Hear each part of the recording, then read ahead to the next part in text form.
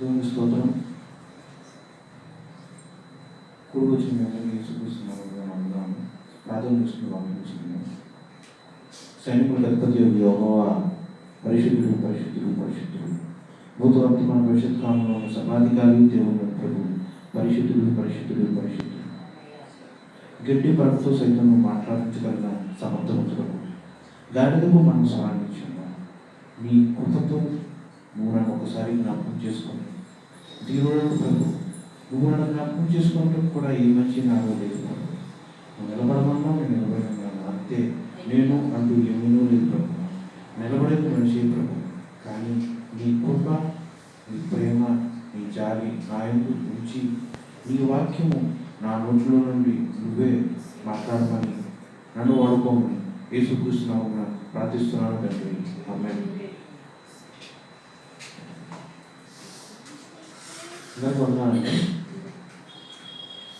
అనుభవ జ్ఞానం. గడిచిన 2 నెలల నుంచి మనం మాట్లాడుకుంటున్న అంశం అనుభవ జ్ఞానం. యాకోబు సువార్త 3:17 పైనుండి దేవుడు అనుగ్రహించు జ్ఞానము మొట్టమొదట పవిత్రమైనది, తరువాత సమాధానకరమైనది, మృదువైనది, సులభముగా లోబడినది, కనికరముతోనూ మంచి ఫలములతోనూ నిండుకొని ఉన్నది, పక్షపాతమైనను వేషధారణను లేనిదై ఉన్నది. దేవుడు నమ్ముకున్న ఆయన ఒక బిడ్డలకు అంటే విశ్వాసులకు దేవుడు అనుగ్రహించు జ్ఞానంలో 6 రకాల క్వాలిటీస్ ఉండాలి, అలాగే 2 రకాల క్వాలిటీస్ ఉండకూడదు అని ఈ వాక్యము చాలా స్పష్టంగా దేవుడు మనందరికీ వెలుగొస్తున్నాడు. ఈ 6 క్వాలిటీస్లో ప్రిఫరెన్స్, ఫస్ట్ ప్రయారిటీ పవిత్రత, రెండవ ప్రయారిటీ సమాధానం, మూడవది మృదువైనది, నాలుగవది స్వల్పంగా లోబడినది, కనికరము 5వది, మంచి ఫలము 6వది. ఉండకూడని ఏంటి? పక్షపాతము, వేషధారణ.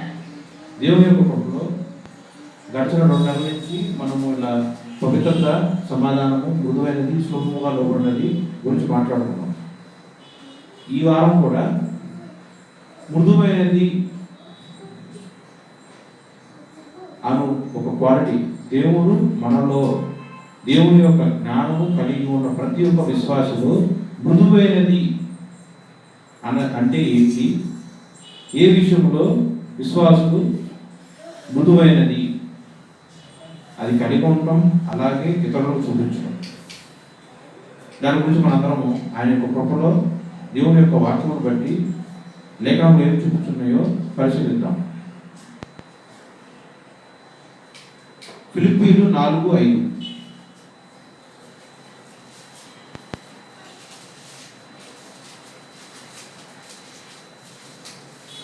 ఫిలిప్పీలకు రాసిన పత్రిక 4వ అధ్యాయం 5వ వచనం.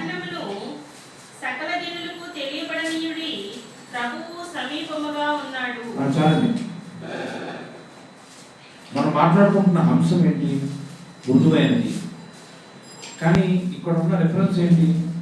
అపోస్తలుడైన పౌలు గారు ఫిలిప్పీ సంఘానికి రాసిన పత్రికలో 4వ అధ్యాయము 5వ వచనంలో చాలా స్పష్టంగా మీ సహనమును సకల జనులకు తెలియబడనీయుడి, ప్రభువు సమీపముగా ఉన్నాడు. సహనమును అని దానికి అర్థమే రాశారు కింద. మనం మాట్లాడుకుంటున్న అంశం ఏంటి అంటే మృదువత్వం అంటే ఏంటి? ఈ వాక్యం చూసి చెప్పండి మీరే. ఈ వాక్యం చూసి మీరు చెప్పండి. మృదువు అయినది అంటే ఏంటి? ఈ వాక్యం బట్టి సహనమా కాదా? సో మృదువైనది అంటే సహనము. చాలా మంది అన్నంతో కంపేర్ చేసుకుంటారు. స్కిన్ చాలా సాఫ్ట్, చాలా టెండర్, లేతగా ఉంటుంది, పట్టుకుంటే జారిపోయేంత మృదువుగా ఉంటుంది అంటారు. కానీ అది లోకానుసారమైన అర్థం. ఆత్మీయానుసారంగా దేవుని అర్థం ఏంటంటే పై రూపంలో మృదువత్వం కాదు, శరీరంలో కలిగి ఉన్న సౌందర్యం కాదు. నీ ఆత్మీయ జీవితము సహనముతో నిండి ఉన్నట్లయితే నువ్వు దేవుని యొక్క జ్ఞానంలో ఒకటైన మృదువత్వంలో కలిగి ఉన్న దానిపై కలిగి ఉన్న వాడివే ఉంటాం. సహనం ఉంది, సరిపోతుందా? ఎలా? వాక్యం ఏం చెప్తుంది? నీ సహనమును సకల జనులకు, అన్నమే చేసుకోండి, సకల జనులకు తెలియబడనీయుడి. అదేంటి? యేసుక్రీస్తు ప్రభు విశ్వాసమేగా, అవిశ్వాసం కాదా యేసయ్య? చర్చిలో ఉన్న వాళ్ళకు మాత్రమే నా సహనం నేను చూపించాలా? యేసయ్య నమ్ముకున్న వారికి మాత్రమే నా సహనం నేను చూపించాలా? లేఖనం ఏం చూపించున్నాయి? సకల జనులకు, సృష్టిలో ఉన్న సకల జనులకు. నా సంఘం వరకు నాకు చాలు, నా సంఘస్థుల మధ్య నేను సహనం కలిగి బ్రతుకుతా. ఇలా వాక్యం ఎక్కడ ఉంటే చూపించండి. సకల జనులకు తెలియబడనీయుడి. సహనం ఉందా? వ్యక్తపరుచు. సహనం ఉంది, కలిగి ఉంటాం. అదేదో రూపుస్తులు కాదండి సహనం అంటే. సకల జనులకు తెలియబడాలి. క్రియలతో సహనం చూపించాలి, నోటి మాటతో సహనము చూపించాలి, ప్రవర్తనతో సహనం చూపించాలి. విధేయత ఉంది, వినయం ఉంది, సహనం ఉంది అని ఎవరికి వాళ్ళు సర్టిఫికేషన్ ఇచ్చుకునేది కాదు. సహనం ఉందో లేదో సకల జనులకు తెలియబడాలి. ఎలా? దేవుడు ప్రభువు సమీపముగా ఉన్నాడు. ఎంత సమీపంగా ఉన్నాడు? సరే, కొల్లూరు తెనాలి అనుకోను, తెనాలి మన సమీపమా కదా? దాని ఇట్లా ఇంకా ముందున్న ఊర్లు కానీ ఏదో ఒకటి తీసుకుంటే దగ్గరే కదా. మన దగ్గర ఉన్న ఊరేంటి? ఇటు తీసుకుంటే మన క్రాప్ అనుకోవచ్చు, అటు తీసుకుంటే ఏదో లంగ అనుకోవచ్చు. మరి ప్రభు సమీపముగా ఉన్నాడు అంటే ఈ సమీపముగా అంటే ఎంత దగ్గరగా ఉన్నాడు ఆయన దగ్గరగా ఉన్నాడు. నీ సహనం నువ్వు కలిగి ఉంటే ముందు అన్ని జనులకు, సకల ప్రజలకు తెలియబడనీయుడి. దాచుకోని అవసరం, వ్యక్తపరచాలి. ఎలా అయితే దేవుని యొక్క రక్షణ, దేవుని యొక్క రక్త ప్రోక్షణ నిమిత్తమై సర్వజనులకు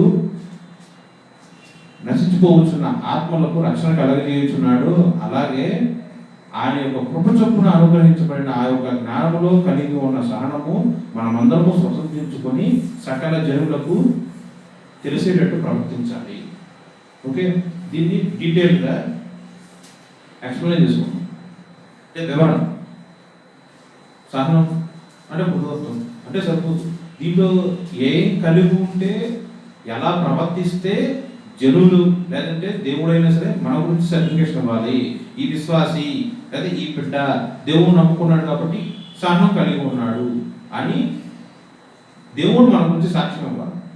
అంటే మనం ఎలా ప్రవర్తిస్తే మనం సహనం కలిగి ఉంటాము. ఓకే, అంటే ఇప్పుడు నేను చెప్పేది ఏంటంటే, ఒక పరిస్థితి మన జీవితంలో వచ్చిందనుకోండి, ఆ పరిస్థితిని మనం ఫేస్ చేసిన దాన్ని బట్టి మనం సహనం కలిగి ఉన్నామా, సహనం లేకుండా ఉన్నామా అనే దానికి ఉదాహరణ చూస్తున్నాం.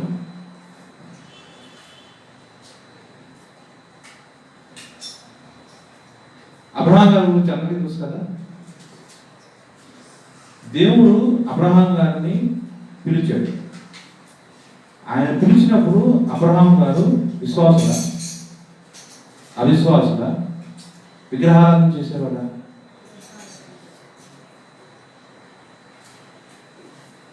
దేవుడు అబ్రహాం గారిని పిలిచినప్పుడు అబ్రహాం గారు అన్య దేవతలను, అన్య విగ్రహాలను పూజించినవాడు.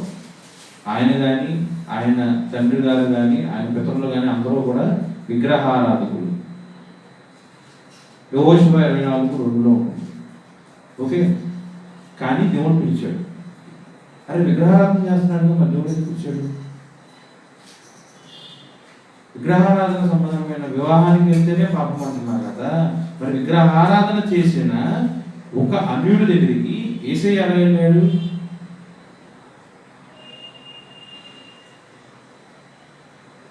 క్వశ్చన్ అర్థమైందా? విగ్రహారాధన జరుగుతున్న ఒక వివాహానికి వెళ్తేనే పాపం అని అనుకుంటున్న ఈ రోజుల్లో విగ్రహారాధన చేసిన అబ్రాము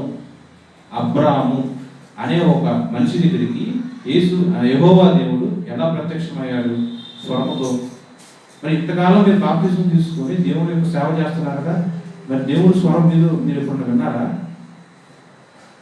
ఇంతకాలం దేవుని యొక్క సన్నిధిలో ప్రతిరోజు అంగలాల్చుతున్నారు కదా, దేవుని యొక్క స్వరం మీరు విన్నారా? మరి విగ్రహారాధన చేసిన అబ్రాము అనే ఒక మనిషికి యెహోవా యొక్క స్వరం ఎలా వినపడింది? మరి దేవుడు మాట్లాడకూడదు కదా విగ్రహారాధన చేసిన వాడితో. ఎందుకు మాట్లాడాడు? పలానా వ్యక్తి మారతాడు, పలానా వ్యక్తి మారడు. నువ్వు చెప్పగలవా? నేను చెప్పగలనా? భవిష్యత్తు తెలుసా? మరి మీరు ఎలా సర్టిఫికేట్ చేస్తారు? వాడు మారతాడు, వీడు మారడు, ఆమె మారింది, ఆమె మారదు, దేవుడికి విరుద్ధంగానే బ్రతికి వాళ్ళు చచ్చిపోయి అగ్నిగుణంలో పడిపోతారని నువ్వు ఎలా చెప్పగలవు? విగ్రహారాధికులు విగ్రహారాధనలోనే చనిపోయినట్లయితే నేను విగ్రహారాధికునే, నేను చచ్చిపోవాల్సింది. మరి దేవుడు అన్నింటినీ ఉంచుకున్నాడు. సరే, అది నా విషయం. బైబిల్ ప్రకారము విశ్వాసులకు తండ్రి అయిన అబ్రాము దేవుడు ఎందుకు ప్రత్యక్షం కలిగి ఆయనతో స్వరంగా మాట్లాడాడు? సమాధానం. సరే, సహం గురించి మాట్లాడుకుంటున్నాం కదా. అబ్రాము కాదు, అబ్రాము అనే ఒక మనిషితో యెహోవా దేవుడు ప్రత్యక్షం కలిగి ఆ స్వరంతో ఆయన పిలిచినప్పుడు అబ్రాము అనే ఆ మనిషి యొక్క వయసు 75 సంవత్సరాలు. దేవుడు ఏం చెప్పాడు? ఇలా నీ బ్లడ్ రిలేషన్ లేదా నీ తల్లిదండ్రులను ఇలా అందరినీ వదిలివేసి నేను పలానా ప్లేస్ చెప్తాను, ఆ ప్లేస్కి నువ్వు వెళ్ళు, నీ కలిగి ఉన్న సమస్తము తీసుకొని వెళ్ళు, నీలో నుంచి జనాంగమును బహుగా ఆశీర్వదించి అభివృద్ధి చేస్తాను అని దేవుడు ఆయనకి వాగ్దానం చేస్తాడు. ఓకే, నమ్మాడా లేదా?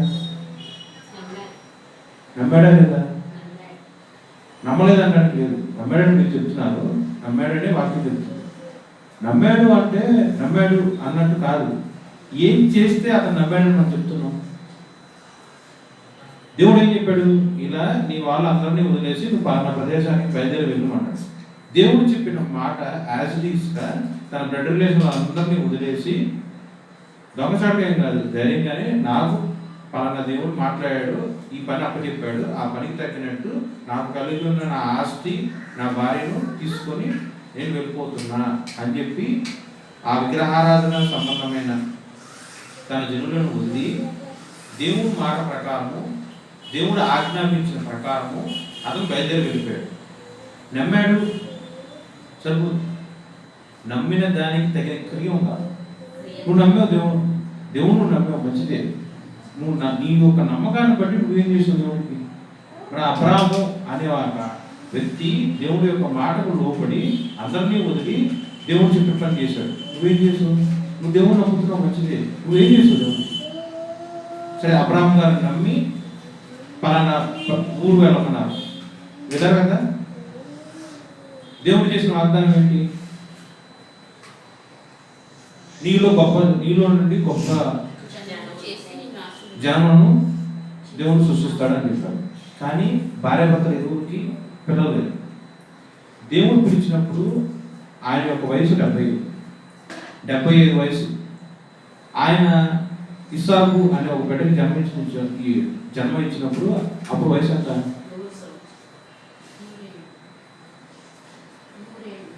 వయసు ఎంత చెప్పండి. ఈ స్టోరీ సండే స్కూల్ దగ్గర నుంచి ఎన్నోసార్లు చెప్పుకునే ఉంటారు. దేవుడు అబ్రాహ్మణ్ గారిని పిలిచినప్పుడు 75, బిడ్డ పుట్టినప్పుడు ఆయన ఒక వయసు 100, 100 ఏళ్ళ ఈడు కలిగినవాడు. ఆలోచన చేయండి, 25 సంవత్సరాలు సహనము కలిగి ఉండటం అంటే ఇది. 25 సంవత్సరాల పాటు దేవుడు అబ్రాహాముకి చేసిన వాగ్దానము బట్టి 25 సంవత్సరాల నిరీక్షణ, 25 సంవత్సరాల సహనము వ్యక్తపరిచాడు. మరి నీకు కూర్పున్నది దొరకలేకపోతే చాలు దేవుడి మీద అవ్వడం. నేను ఇంత కన్నీరు దాచాను, దేవుడు నాకు పని చేయలేదు. అరే నేను దేవుడికి ఇంత పని చేశా అంటే ప్రతి ఆదివారం నేను దేవుని మందిరానికి వస్తున్నా, బలారాధన అవ్వచ్చు, ప్రేమ పూజలు అవ్వచ్చు, శుక్రవారం ప్రతిష్ఠ కూడికలు అవ్వచ్చు, లేదా వేరే వేరే ఇలా బయట గృహ దర్శనాలు, కూడికలు, మీటింగ్స్ అవ్వచ్చు. ఇన్ని ఆరాధనలో నేను పాల్గొనుకుంటున్నా, అలాంటి దేవుడు నాకు పని చేయాలి అని దేవుడిని అడిగిన సందర్భాలు మీకు ఉన్నాయో లేవు నాకు తెలియదు, కానీ నాకు ఉన్నాయి. నేను విశ్వాసం ఉన్నప్పుడు నేను అడిగే దేవుడు ప్రతి సండే వస్తున్నాను, నాకేం చేసావు, ఇంత టైం నీ సన్నిధిలో ప్రార్థన చేస్తున్నాను, నాకేం చేసావు అని దేవుడిని అడిగాను. మరి అబ్రాహాము కూడా అడిగాడుగా. ఆలోచించేయండి, పిలిచినప్పుడు 25, పిలిచినప్పుడు 75 సంవత్సరాలు, వాగ్దానం స్వతంత్రించుకున్నప్పుడు 100 ఏళ్ళు. కానీ పిలిచినప్పుడు ఉన్న పేరు అబ్రాహాము, వాగ్దానం స్వతంత్రించుకునేటప్పుడు అతని పేరు అబ్రహాం. పేరు అతను పెట్టుకున్నాడా? పేరు మార్చింది ఎవరు? చాలా మంది సంఘాల్లో ఇట్లా బాప్తిజం ఇచ్చేటప్పుడు పేరు మారుస్తారు దైవజనులు. దేవుని యొక్క ఆత్మతో పేరు మారిస్తే వెళ్ళనుకోడు, కానీ దేవుడు వచ్చి స్వయంగా పేరు మార్చితే గొప్ప. అబ్రాము ఈక్వల్ టు అబ్రహాము, దేవుడు మార్చాడు, నరుడు మార్చలా. యాకోబు ఇజ్రాయేల్ అనబడదు, దేవుడు మార్చాడు. నీ పేరు దేవుడు మార్చాడా? నీ పేరు దేవుడు మార్చాడా? బాప్తిజం తీసుకోకముందు నీ పేరేంటి, తీసుకున్న తర్వాత నీ పేరేంటి? దేవుడు మార్చాడా? దేవుడు మార్చాడా? వీళ్ళ మార్పు ఉంటే దేవుడు మారుస్తాడు. దేవుడు మార్చినట్లయితే దేవుడు స్వయంగా వచ్చి పిలవాలిగా, పేరు పెట్టి మిమ్మల్ని పిలిచాడు ఆయన. అంటే ఆయన ఆశించినంత, ఆయన కోరుకున్నంత మార్పు మనలో లేదు. ఇప్పుడు అబ్రహాముగా దేవుడి చేత మార్చబడ్డాడు. ఇక్కడ మన సహనం గురించి మాట్లాడుకుంటాం. 10 సంవత్సరాల పాటు బిడ్డలు లేకుండా ఆయన ఎంత బాధ అనుభవించుంటాడు. ఆయనకి లేదు, అతనికి ఏం లేదు, అన్నీ ఉన్నాయి. అన్ని విషయాల్లో ఆశీర్వదించబడ్డాడు, ఒక బిడ్డ తప్ప. ఆస్తి, జనాలు, పనులు, ఇట్లా పశు సంపద అన్నీ ఉన్నాయండి. ఆయనకంతా ఎంతో వేలల్లో పనులు ఉన్నారు. కానీ ఎన్ని ఉంటే ఏం లాభం, బిడ్డ కోసం నిరీక్షించగలుగుతున్నాడు. ఇప్పుడు పాయింట్ ఏంటంటే, ప్రార్థన అయితే ఆయన చేస్తూనే ఉన్నాడు. ఆ ప్రార్థనకి తగిన ఫలితం రావట్లేదని చెప్పి భార్య బలవంతం చేస్తే పని మనిషితో కూడా వెళ్ళడానికి సిద్ధమయ్యారు.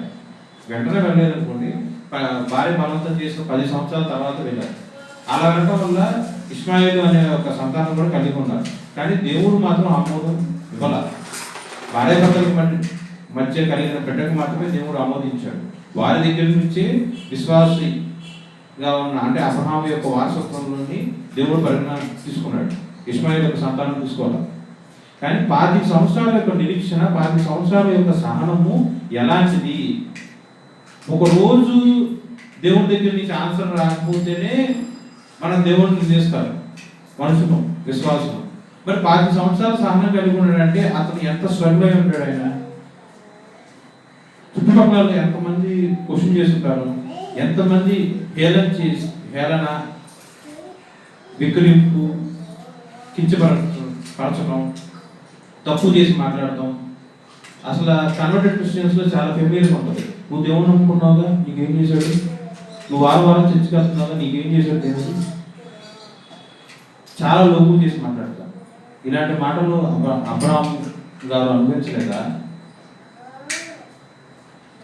ఇలాంటి స్థితిలో నుంచి నువ్వు ఎప్పుడు రాలేదా? ఆయన యొక్క జీవితంలో పిల్లలు అవ్వచ్చు, మరి నీ జీవితంలో పిల్లలు అవ్వచ్చు, ఉద్యోగం అవ్వచ్చు, ఆరోగ్యం అవ్వచ్చు.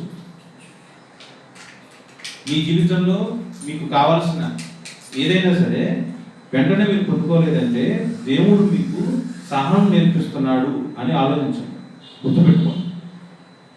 మీరు కోరుకుంటున్నారు, వెంటనే రావట్లేదు అంటే దాని అర్థం మీకు తగినంత సహనం లేదు.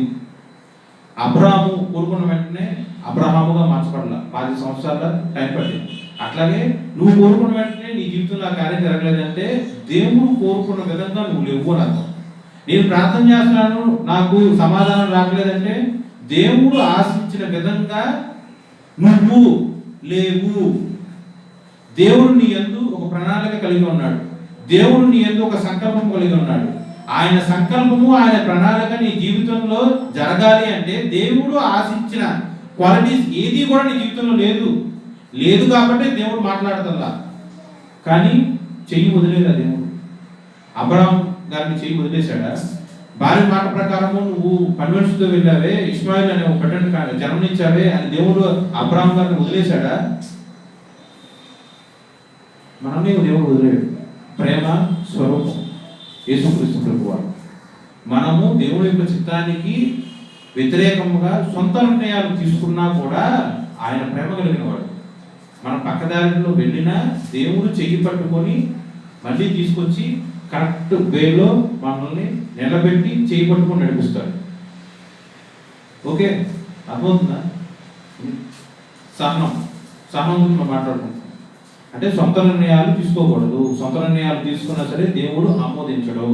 చివరికి మన జీవితంలో దేవుని యొక్క ఎన్నిక, చిత్తము, సంకల్పము, ప్రణాళిక చొప్పున దేవుని యొక్క చిత్తము మాత్రమే జరగాలి. ఒకవేళ జరగట్లేదంటే దేవుడు ఆశించిన విధముగా మన క్రియలు, మన తలంపులు ఏది కూడా లేదు కాబట్టే నేర్పిస్తున్నాడు. లేదు కాబట్టే దేవుడు శిక్షణ ఇస్తున్నాడు. లేదు కాబట్టే దేవుడు మనందరికీ కూడా తర్ఫీదు ఇస్తున్నాడు. 25 సంవత్సరాల నిరీక్షణ అంటే సరిపోదు, 25 సంవత్సరాల తర్ఫీదు అబ్రహాం గారి జీవితంలో. 25 సంవత్సరాల తర్ఫీదు అబ్రహాం గారి జీవితంలో యెహోవా దేవుడు చేసిన గొప్ప క్రియది. సహనం కలిగి ఉన్నాడు అని అనుకుంటాం, కానీ యెహోవా దేవుడు చేత అబ్రాము అనే ఒక అతను 25 సంవత్సరాల తర్ఫీదు పొందుకున్నాడు కాబట్టే అబ్రహాముగా మార్చబడి నీ బిడ్డని ఇవ్వు అంటే ఇవ్వగలిగిన విశ్వాసవీరుడుగా మార్చబడ్డాడు. సహనం మాత్రమే కాదు, మనం అనుకుంటాం నిరీక్షణతో ఎదురు చూశాడని, కానీ దేవుడు ఏం చేశాడు? ఇది అబ్రహాం పాయింట్ ఆఫ్ వ్యూలో చూసుకుంటే దేవుడు వాగ్దానం ప్రకారము ఆ వాగ్దానం నా జీవితంలో స్వతంత్రించుకోవడానికి నేను 25 years పాటు నేను ఎదురు చూశాను అని మనిషిగా ఉన్న అబ్రహాం అనుకున్నాడు. కానీ దేవుడు అలా అనుకోలా. 25 సంవత్సరాల పాటు నేను తర్ఫీదు ఇచ్చి ఇవ్వు అనగానే బిడ్డను సైతము ప్రాణత్యాగం చేయడానికి వెనుజరగని ఒక విశ్వాస వీరుడుగా అబ్రాహామును నేను మార్చాలని అనుకుంటున్నా. దానికే 25 సంవత్సరాల తర్ఫీదు. మరి నువ్వు దేవుడి దగ్గర తర్ఫీదు పొందుకోవా?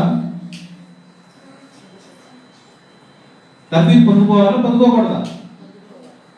నాకు రాలేదు, నేను కోరుకున్నది ఏది నాకు జరగట్లేదు అనుకుంటాం కాదు. దేవుని చిత్తం నా పట్ల ఏమై ఉన్నది, దేవుడు ఇది నేను అడిగినప్పుడు దేవుడు నాకు ఎందుకు ఇవ్వట్లేదు అని దేవుడిని ప్రశ్నిస్తే ఆయన సమాధానం ఇస్తాడు. నువ్వు అడిగితే నీ తండ్రి నీ తల్లి సమాధానం చెప్తున్నారే, తల్లిదండ్రుల కన్నా అత్యధికముగా ప్రేమించగలిగిన యేసుక్రీస్తు ప్రభు నీ కోసం కల్వరి కొండ మీద మరణమై ప్రాణత్యాగం చేసిన యేసుక్రీస్తు ప్రభు నువ్వు అడిగితే సమాధానం చెప్పలేడా? ప్రాణం పెట్టిన దేవుడు నోరు తెచ్చి సమాధానం చెప్పలేడా? మరి దేవుడు నాతో మాట్లాడట్లేదు అంటే ఎట్లా? వాక్యం చూపించండి. దేవుడు మోగాడు, వాక్యం చూపించండి. దేవుడు మాట్లాడు, వాక్యం చూపించండి. నీ ప్రార్థన దేవుని యొక్క చెవులకి చేరట్లా. నీ ప్రార్థన వాక్యానికి వ్యతిరేకంగా ఉంది. నీ కన్నీరు నువ్వు కారుస్తున్నావు, నువ్వు కారుస్తున్నావు, కానీ దేవుడి దృష్టిలో అది కన్నీరేనా? దేవుడి దృష్టిలో నీ కన్నీరు విలువై ఉన్నట్లయితే దేవుడు ఆకాశంలో సింహాసనాసనుడిగా కూర్చోడు. నువ్వు కన్నీరు కాల్చిన మరుక్షణం తండ్రిగా నీ పక్కన వచ్చి మాట్లాడతాడు. ప్రభువు సమీపముగా ఉన్నాడు. ఇది అబ్రహాం గారి జీవితం. సహనం గురించి మాట్లాడతాం. నెక్స్ట్ ఇంకో అర్థం గురించి, అబ్రహాం గారి వారసత్వం చెప్పండి. ఆయన యొక్క బిడ్డ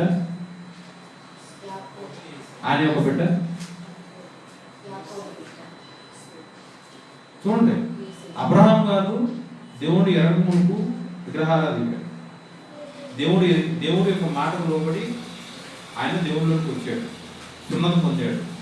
పాత నిబంధన గ్రంథం సున్నతి, కొత్త నిబంధన గ్రంథం బాప్తిజం. విగ్రహారాధికుడు అయిన ఒక అబ్రహాము దేవుడి యొక్క నిబంధన ప్రకారం సున్నతి పొంది దేవుడి యొక్క బిడ్డగా మార్చబడి 25 సంవత్సరాల తర్ఫీదు యెహోవా దేవుని చేత పొందిన తర్వాత అబ్రహాముగా మార్చబడి ఉన్నాడు. దేవుని యొక్క వాగ్దానం స్వతంత్రించుకున్న తర్వాత అబ్రహాము గర్భంలో జన్మించిన బిడ్డ ఇస్సాకు.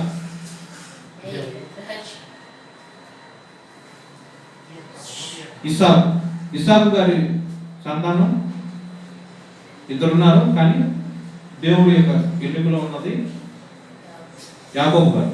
యాకోబు గారి యొక్క సంతానం కూడా చాలా మంది మగపిల్లలు ఉన్నారు, కానీ దేవుడి యొక్క ఎన్నికలో ఉన్నారు యోసేపు గారు. ఈనాడు మనం యోసేపు గారి గురించి చూస్తున్నాం. యోసేపు గారి గురించి అంటే చిన్నప్పటి నుంచి నేనైతే సండే స్కూల్కి వెళ్ళలేదు, కానీ జనరల్గా సండే స్కూల్స్లో చెప్తూనే ఉంటారు. తండ్రికి ఆ బిడ్డ అంటే చాలా ఇష్టం. దానివల్ల తోడబుట్టిన వాళ్ళందరికీ ఈర్ష లేకపోతే కోపం లేకపోతే అసూయ కలిగి అతన్ని ఇలా చచ్చిపోయాడు అని ఒక అబద్ధం చెప్పి ఐగుప్తుడికి అమ్మేస్తారు. ఓకే, తర్వాత ఆయన ఈజిప్ట్ దేశానికి వెళ్ళిన తర్వాత అట్లా అట్లా అట్లా ఫరో దగ్గర మెయిన్ సర్వెంట్ లాగా ఉండటం తెలుసు కదా స్టోరీ.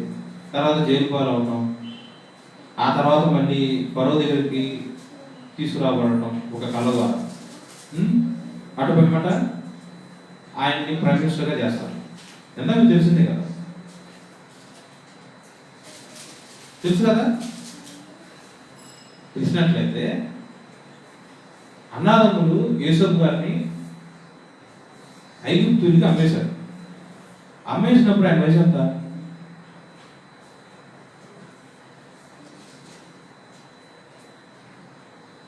ఆయన వయసు సుమారు 17 సంవత్సరాలు. ఓకే, ఇక్కడ వయసు ఎందుకు వయసు గురించి మాట్లాడుతున్నామంటే, మేబీ వాక్యం ముగించేటప్పుడు వయసు గురించి ఎందుకు మాట్లాడుతున్నానో చెప్తాను. అబ్రహాం గారి యొక్క నిరీక్షణ మీకు చెప్పాను. అబ్రహాం గారిని దేవుడు పిలిచినప్పుడు 75, అలాగే వాగ్దానం సమర్పించుకున్నప్పుడు 100 సంవత్సరాలు, అంటే 25 years పాటు సహనం కలిగి ఉండడం, లేదా యెహోవా దేవుడి చేత 25 సంవత్సరాల పాటు తర్ఫీదు పొందాడు. ఇది ఒక ఉదాహరణ. అలాగే ఇంకో ఉదాహరణ ఏంటంటే యోసేపు గారిని దేవుడు యోసేపు గారిని ఆయన యొక్క అన్నదమ్ములు ఐగుప్తుడికి అమ్మివేసినప్పుడు ఆయన యొక్క వయసు సుమారు 17 సంవత్సరాలు. ఆదికాండము 37:2.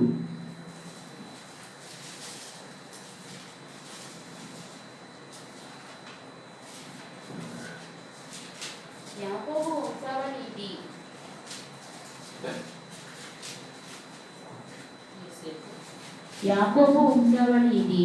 యోసేపు 17 ఏళ్ల వాడై తన సహోదరులతో కూడా మందలు మేపుచుండెను. అతడు చిన్నవాడు.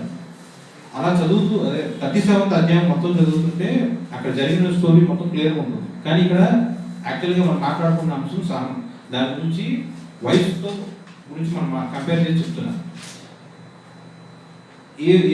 యోసేపు 17 years 17 years ఏజ్ అప్పుడు ఆయన యొక్క బ్రదర్స్ అతన్ని ఈజిప్షియన్స్కి అమ్మేస్తారు. ఈర్ష, కోపం, అసూయ, ద్వేషం. ఎందుకంటే తండ్రికి ఎంతోమంది పిల్లలు ఉన్నా వాళ్ళందరిలోకి యోసేపు గారిని ఎక్కువ తండ్రి గారు యాకోబు గారు ప్రేమిస్తారు. దానివల్ల మిగతా అన్నదమ్ముల మధ్య కోపం రావచ్చు. కారణాలు ఏదైనా ఉండొచ్చు, కానీ కలిగిన ఈర్ష, కోపం వల్ల తోడబుట్టినట్టు అమ్మేశారు. 17 సంవత్సరాలు అమ్మేశారు. ఆ దేశం దగ్గర నుంచి ఈజిప్ట్ దేశానికి ఒక బందీగా, చెరసాలలో ఒక ఖైదీగా వెళ్ళాడు. అక్కడికి వెళ్ళిన తర్వాత పోతిఫర్ అనే ఒక రాజసేవకుడి దగ్గర అతనికి అమ్మేస్తారు. అక్కడ పనివాడి కింద పనిచేస్తారు, అంటే ఇంటికి మెయిన్ సర్వెంట్ కింద పనిచేస్తారు. తర్వాత మీరు తెలుసు కదా, పోతిఫర్ భార్య అతన్ని బలవంతం చేస్తే అతను దేవుడి ఆత్మ కలిగి ఉన్నవాడై వ్యభిచారం చేయడానికి ఎటువంటి ఇష్టం లేకుండా ఆమెను వద్దు అని సమాధానం చెప్పగా ఆమె ఆ కోపంతో లేని నేరాన్ని ఆయన మీద మోపి జైలు పాలు చేస్తాడు. జైలు 8 సంవత్సరాలు ఉన్నాడు. నాకు గుర్తున్న వరకు 2, అంతేనా? తర్వాత ఆయన జైల్లో ఉన్నప్పుడు ఆయనకి పలానా 2-3 కళలు రావడం జరుగుతుంది.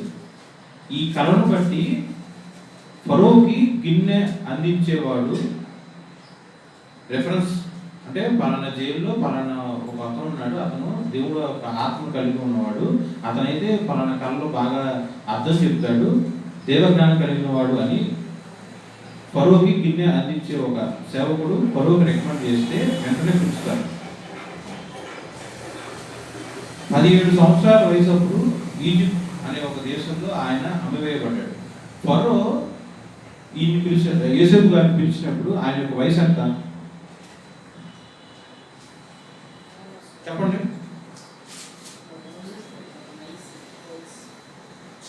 చెప్పండి వయసు ఎంత? ఇప్పుడు నాకు వచ్చింది ఆలోచన, మీకు వయసు ఎంత?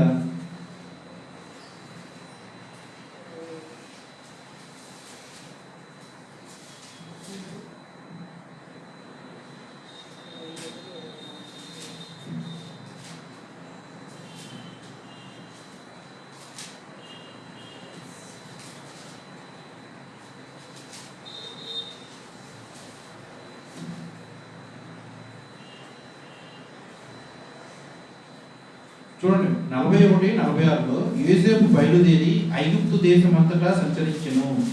యోసేపు ఐగుప్తు రాజు అయిన ఫరో ఎదుట నిలిచినప్పుడు 30 సంవత్సరముల వాడై ఉండెను. ఓకే, ఆ తర్వాత మళ్ళీ 7 సంవత్సరాల పాటు భూమి బహు విరివిరిగా ఉండెను. ఇవన్నీ ఆదికాండము 41వ అధ్యాయము 46, 47, 48. దీంట్లో చూస్తే 17 సంవత్సరాలు ప్రాయంలో ఈజిప్ట్లో ప్రవేశిస్తాడు యోసేపు గారు. కానీ ఫరో ఎదుట ప్రత్యక్షమైనప్పుడు అతని వయసు ఎంత ఉంది? 30 సంవత్సరాలు ఉన్నాయి. ఆ తర్వాత 7 సంవత్సరాల పాటు భూమి బహు విరివిగా ఉంటుంది. వయసు క్యాల్కులేట్ చేయండి. తర్వాత రాజుకు వచ్చిన ఫరోకు వచ్చిన కాలాన్ని యోసేపు గారు డీటెయిల్గా ఎక్స్ప్లెయిన్ చేసేసరికి ఆ దైవ జ్ఞానానికి ఫరో గారు మెచ్చుకొని ఈజిప్ట్ దేశం మొత్తానికి కూడా అధికారిగా యోసేపు గారిని అలాట్ చేస్తారు, అంటే ప్రైమ్ మినిస్టర్గా తీసేస్తారు. 17 years ప్రాయంలో ఈజిప్ట్ అడుగుపెట్టాడు. ప్రైమ్ మినిస్టర్ అయినప్పుడు ఆయన వయసు సుమారు 39. అక్కడ క్లియర్గా ఉంటుంది. 41వ అధ్యాయంలో 46, 47, 48 మీరు చదివినట్లయితే 30 years అప్పుడు ఆయన ఫరో ఎదుటి వచ్చాడు. తర్వాత 7 సంవత్సరాల పాటు భూమి విరివిగా ఉంటుంది. ఆ కరువు కాలం ముగించిన తర్వాత 2 సంవత్సరాలు అప్పుడు, అంటే 17 years నుంచి 39 years టైం పట్టింది ఆయన. అప్పుడు ఆయన వయసు 22 సంవత్సరాల నిరీక్షణ. ఓకేనా? ఎందుకు వయసు గురించి మాట్లాడుతున్నానంటే, యోసేపు గారు 22 సంవత్సరాల పాటు సహనము కలిగి బ్రతికాడు. నిరీక్షణతో దేవుని యొక్క వాక్యాన్ని కలిగి ఉండి, ఐగుప్తులు కదా, ఐగుప్తులు విగ్రహాల దేశములు కదా, మరి వారి మధ్య నా సహనం చూపించాల్సిన అవసరం ఏంటి అని యోసేపు అనుకున్నాడా? అనుకున్నట్లయితే ప్రైమ్ మినిస్టర్ అయ్యేవాడా? వ్యభిచారం చేసేయచ్చుగా. ఐగుప్తులతో పాటు కలిసి విగ్రహాలను చేసేయచ్చుగా. దేవుడి యొక్క వాక్యానికి వ్యతిరేకంగా బతకచ్చుగా. అంటే విశ్వాసులు విగ్రహాలతో కలవచ్చా కలవకూడదా, అంటే స్నేహం చేయొచ్చా చేయకూడదా అనేది నా పాయింట్. ఓకే, స్నేహం చేయొచ్చా చేయకూడదా, వారి మధ్య బతకచ్చా బతకూడదా అనేది నా పాయింట్. బతకూడదు అని మీరు అన్నట్లయితే యోసేపు బతికాడు. దేవుడి యొక్క వాక్యాన్ని ఎలా తన కలిగి ఉండి ఎలా ప్రకటించాడు? చుట్టూ విగ్రహారాధికులుగా వ్యభిచారం చేయమని ఒక అమ్మాయి బలవంతం చేసిందిగా, లోపడ్డా? దేవుడి యొక్క వాక్యాన్ని కలిగి ఆ వాక్యాన్ని బట్టి బ్రతికి దేవుడి యొక్క ప్రేమను ప్రకటించాడు. దేవుడి యొక్క వాక్యానికి ఘనత క్రియలతో గణపరిచాడు. కాబట్టే 17 సంవత్సరాల నుంచి 39 సంవత్సరాల వరకు అతని యొక్క జీవితాన్ని దేవుడు పరిశీలనగా చూసి తర్ఫీదు చేసి ప్రైమ్ మినిస్టర్ హోదా ఇచ్చాడు. 22 సంవత్సరాల తర్ఫీదు దేవుడి ద్వారా. 22 సంవత్సరాల సహనముతో కూడిన వినయము, విధేయత దేవుడు తర్ఫీదు చేస్తున్నాడు. భూమి మీద ఉన్న యోసేపు గారు 22 ఇయర్స్ పాటు సహనం కలిగి నేర్చుకుంటున్నాడు. ఆ నేర్చుకుంటంలో ఎంత కష్టం అనిపించాడు. తోడబుట్టినలో మాట అంటే తట్టుకోలేదు. ఆస్తి విషయంలో తోడబుట్టిన మంచి గొడవ వస్తేనే తట్టుకోలేదు. చివరికి ఆస్తిపాస్తులకి ఎక్కువ ఇంపార్టెన్స్ ఇస్తారు ఈ ప్రజెంట్ ఉన్న జనరేషన్ బట్టి చూస్తే. ఇలా ఎంతోమంది ఉన్నారు. తోడబుట్టిన అమ్మేశారు. తండ్రికి ఏమో చచ్చిపోయాడని అబద్ధం చెప్పారు. అతని హృదయం ఎలా ఎంత వేదంలో ఉంటుంటుంది ఆలోచించేయండి. అది కూడా 17 సంవత్సరాలు గమనిస్తుంది. ఎంత చిన్నవాడు, ఎంత కష్టం కలిగి ఉంది. మరి నీకు కలిగిన కష్టం ఎంత? తోడబుట్టినాలు వెండి కోసం అమ్మేశారు. ఆ తర్వాత ఈజిప్ట్ దేశం, తర్వాత చెయ్యని పాపం అంటే వ్యభిచారం చేయకపోయినా కూడా చేశామని చెప్పి యజమాని యొక్క భార్య నింద వేసింది. చెయ్యని తప్పు ఎవరన్నా మేలేసుకుంటారా? మామూలుగా సరదా ఒక మాట అంటేనే ఈ రోజులో పిల్లలు పడట్లా. మరి ఆయన ఎలా పేరు చేసినట్టు, సహనం కలిగి ఎలా ఓచుకున్నట్లు. నేను నా పిల్లడికి వినయం ఉంది, విజేత ఉంది అని తల్లిదండ్రులు భలే మంచిగా సాక్ష్యం చెప్తారు తన గర్భవాసన పుట్టిన పిల్లల గురించి. మరి యేసేపుకి వినయం ఉందా, విధేయత ఉందా, సహనం ఉందా? వ్యభిచారం చేయకపోయినా వ్యభిచారం చేశావని సర్టిఫై చేశారు. వ్యభిచారం లేగా జైలు శిక్ష చేశారంటే అతను వ్యభిచారం చేశాడు అని తీర్పు తీర్చబడి జైలు పాలు అయ్యాడు. అంటే వ్యభిచారి అని ముద్ర వేసినట్టేగా, అవునా కాదా? అంటే అతని హృదయం ఎంత తరలి ఉంటుంది చేయని తప్పుడు నిమిత్తమై. విశ్వాస పరిమాణము ఎదగచ్చు, తగ్గచ్చు. అరే నేను ఇంత వాక్యం కలిగి ఉన్నా దేవుడు యొక్క వాక్యాన్ని కలిగి వ్యభిచారం చేయకూడదు అని మోషే యొక్క ధర్మశాస్త్రం చెబుతుంది. దానికి లోబడి నేను బ్రతికితే ఆమె లేనిపోయిన నేరాన్ని ఆమె చేసి నన్ను జైలు పాలు చేసింది అని ఎంత కుంగిపోయి ఉండొచ్చు. కుంగిపోయాడు, బాధపడి ఉండొచ్చు. కానీ ఎక్కడా కూడా దేవుడి యొక్క వాక్యాన్ని వదిలివేయక అతని యొక్క ధైర్యం దేవుని యొక్క వాక్యం, అతని యొక్క బలం దేవుని యొక్క వాక్యం. వ్యభిచారి అని లోకులు సాక్ష్యం ఇవ్వచ్చు, కానీ నీతిమంతులుగా సాక్ష్యం ఇచ్చింది ఎవరు? దేవుడు. వాక్యాన్ని ఆధారం చేసుకుని తన యొక్క క్యారెక్టర్ని ఎక్కడా కూడా యోసేపు గారు వదులుకోలే. లోకులు లక్షణచ్చు, వాక్యం దేవుడు మన గురించి ఏం సాక్ష్యం చెప్తున్నాడు. వాక్యాన్ని లోపడి ఎటువంటి పాపం చేయలేదు, కానీ చేసామని లోకులందరూ సాక్ష్యం ఇచ్చి దానికి తగిన విధంగా జైలు పాలు చేయొచ్చు. కానీ దేవుడు అలా చేయలేదుగా. చేయని నేర నిమిత్తం నువ్వు జైలు పాలు అయ్యావేమో, చేయని నేర నిమిత్తం ఎన్నో నిందలు అనుభవించావేమో, నీ యొక్క ఆస్తిపాస్తులు కోల్పోయావేమో. యేసేపుని ఎలా అయితే జైలులో ఒక ఖైదీగా ఉన్నవాడిని అదే జైలు కాదు అదే దేశానికి ప్రధానమంత్రిగా దేవుడు చేశాడు. మరి నిన్ను దేవుడి యొక్క వాక్య నిమిత్తము నువ్వు ఒక కష్టం అనుభవిస్తున్నావా? దేవుడి యొక్క వాక్యం నిమిత్తము నువ్వు ఒక శ్రమ అనుభవిస్తున్నావా? దేవుడి యొక్క వాక్యం నిమిత్తము నువ్వు ఒక శోధన అనుభవిస్తున్నావా? రెట్టింపు మేలుతో నీ జీవితాన్ని మార్చగలిగిన సమర్థవంతుడు దేవుడు. యేసేపుని జైలుగా ఖైదీగా ఉన్న అతన్ని ప్రధానమంత్రిగా చేసిన దేవుడు నిన్ను చేయడా? దేవుడు నిన్ను మార్చడా? దేవుడు నిన్ను కనపరచడా? దేవుడు అత్యధికమైన మేలుతో నీ జీవితాన్ని ఆశీర్వదించడా? అలా ఉండాలంటే 20 సంవత్సరాల పాటు సహనము కలిగి ఎలా అయితే యోసేపు గారు బ్రతికారో ఒక్కరోజైనా నువ్వు సహనం కలిగి బ్రతికావా? ఒక్కరోజైనా సహనం కలిగి బ్రతికావా? దేవుని యొక్క సన్నిధిలో విచారించుకోండి. మీ జీవితాన్ని దేవుని యొక్క పాదాల చెంత అర్పించి ప్రార్థన యొక్క సహాయంతో సమర్పించుకుంటూ పరిశీలనగా దేవుని ప్రశ్నించండి. యేసేపు గారి జీవితంలో ఇలా చేశావుగా, మరి నా జీవితంలో చేయలేదు. మరి యేసేపు గారు వాక్యాన్ని నమ్మి విశ్వసించి నిలబడ్డాడు. మరి నీ వాక్యం తెలుసుగా, నువ్వు నిలబడ్డావు వాక్యం కోసం. మరి నీ నోరు ఎలా మాట్లాడుతుంది? నీ వాక్యం తెలుసుగా, నీ నోరు ఎలా మాట్లాడుతుంది? పరిశీలించుకోండి. 22 సంవత్సరాల పాటు అబ్రహాం గారికి 25 సంవత్సరాల యొక్క తర్ఫీదు, యేసపు గారికి 22 సంవత్సరాలు. అక్కడ బాధ్యత ఇక్కడ 22. ఓకే, 22 సంవత్సరాల పాటు సుఖంగా ఆయన బతకల. ఒక బానిస, ఒక ఖైదీ, ఒక వ్యభిచారికుడు. సరే, ఇది జరిగింది. ప్రైమ్ మినిస్టర్ అయ్యాడు. ప్రైమ్ మినిస్టర్ అయిన తర్వాత పగ తీర్చుకోవడానికి అతను అధికారం ఉందా? పోతీఫర్ భార్య నేను పాపం చేయకపోయినా నన్ను వ్యభిచారంగా ముద్రించేసి నన్ను జైలు పాలు చేసింది అని అతను ఆలోచించాడు. ఆలోచించడం కదా, తెలిసిన ఫ్యాక్టే కదా, తెలిసిన నిజమే కదా. ఒక ప్రైమ్ మినిస్టర్కి పోతీఫర్ భార్య మీద పగ తీర్చుకునే, లేకపోతే ఏదో ఒక నేరం మోపి ఆమెను జైలు పాలు చేయొచ్చు, చంపేయచ్చు. ఎలా ఏమైనా చేశాడు ఆయన? చేయలేదు కదా, చేయలేదు కదా.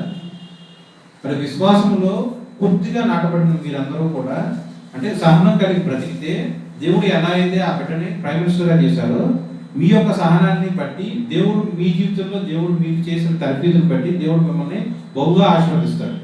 కానీ కలిగి ఉన్న ఆ ఆశీర్వాదాన్ని బట్టి తర్ఫీదు కాలంలో పలానా వాడి చేత నిందించబడడం, పలానా చేత వాడి చేత దూషించబడడం, పలానా వాడు నన్ను కొట్టాడు, పలానా వాడు నాకు మేలు చేయలేదు అని చెప్పి టిప్ ఫర్ టాట్ ఎప్పుడు చేయకూడదు. యేసప్ప గారు చేశారా? కంటికి కన్ను, కంటికి పన్ను, నన్ను అంటే నేను 10 మాటలు అనగలను. అలా ఉండకూడదు విశ్వాసం. దేవుడు నిన్ను ఎంతకెంతకి హెచ్చిస్తాడో అంతకంతకి లోబడి దేవుడికి, దేవుడి యొక్క వాక్యానికి, దేవుడి యొక్క చిత్తానికి లోబడి బ్రతకాలి. యేసప్ప గారు బ్రతికారు. ఏనాడు కూడా పోతీఫర్ యొక్క భార్యను ఆయన నిందించలా, శిక్షించలా, దూషించలా. దానికి ఆధారం కూడా బైబిలే. ఇంకో ప్రశ్న, ఆయన్ని ఏం జరిగితే ఆయన ప్రైమ్ మినిస్టర్ అయ్యారో? అంటే ఆయన ఇలా దేవుడి యొక్క వాక్యానికి లోబడి 22 సంవత్సరాల పాటు సహనం కలిగి ఉంటే దేవుడు అతను ఆశీర్వదించి ఆ దేశానికి ప్రైమ్ మినిస్టర్ చేశారు అని మనం వాక్యం చెప్పుకున్నాం. కానీ అసలు ఈజిప్ట్ దేశానికి రావడానికి కారణం ఎవరు? అన్నదమ్ములు కదా. మరి అన్నదమ్ముల మీద ఆయన పగ తీసుకున్నాడా? పగ తీసుకునే ఛాన్స్ వచ్చిందా రాలేదా? ఎలా వచ్చింది? బ్రదర్స్ అందరూ వచ్చారు ఈజిప్ట్ దేశంలో ఫుడ్ కోసం, అంటే ఆహార పదార్థాలు, లేదా బియ్యం అనుకున్నాం, బియ్యం కోసం వచ్చారు. బ్రదర్స్ తెలియదు అతను యేసేపు నా తమ్ముడు అని. కానీ యేసేపు గారికి తెలుసు, ప్రైమ్ మినిస్టర్ కదా.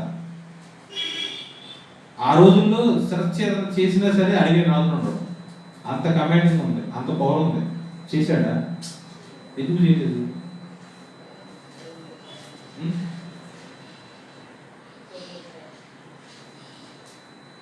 చాలా మంది విశ్వాసులు, కొంతమంది తెలిసి తెలియని జ్ఞానంతో అనుకుంటారు, నాకు కనుక డబ్బు ఉంటే నేను ఇలా చేసేస్తా, నాకు కనుక పవర్ ఉంటే ఇలా చేసేస్తా, నాకు కనుక ధైర్యం ఉంటే ఇరిసేస్తా. ఏంటి సరదా కూడా మాటలు వాడుకో. నువ్వేం చేసినా నీలో ఉన్న యేసుక్రీస్తు ప్రభు చేస్తున్నాడు అని లోకులు నీ గురించి సాక్ష్యం ఇస్తారు. నీ ప్రవర్తనను బట్టి దేవుడు మహిమపరచబడతాడు, అట్లాగే నీ ప్రవర్తనను బట్టి కూడా దేవుడు దూషించబడతాడు. వాళ్ళు దూషించారంటే దేవుడేమి ఆయన ఘనత కోరుకోడు, కానీ నువ్వు ఛాన్స్ ఇస్తున్నావు అన్నిలో, దేవుడు తెలియని బిడ్డలో. ఇక్కడ యేసేపు ఆ ఛాన్స్ ఇచ్చారా? లేఖనంలోనే ఉన్నాయి, చూడండి.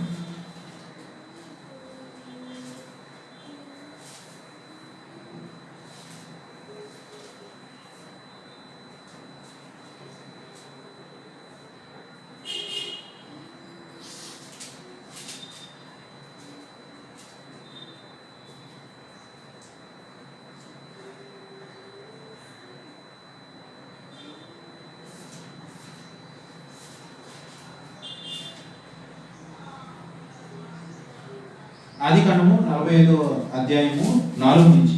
అంతటి యోసేపు నా దగ్గరకు రండని తన సహోదరులతో చెప్పినప్పుడు వారు అతని దగ్గరికి వచ్చింది.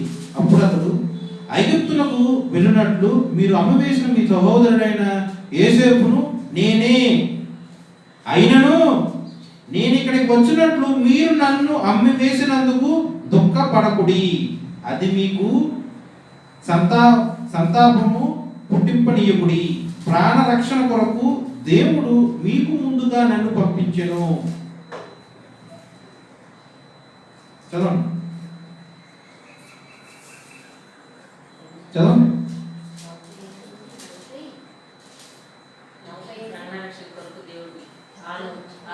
చదవండి. 2 సంవత్సరముల నుండి కరువు దేశములో ఉన్నది, సేద్యమైనను కోతయైనను లేని సంవత్సరములు. చదవండి. 2 సంవత్సరముల నుండి కరువు దేశములో ఉన్నది, సేద్యమైనను కోతయైనను లేని సంవత్సరములు ఇంకా 5 వచ్చును.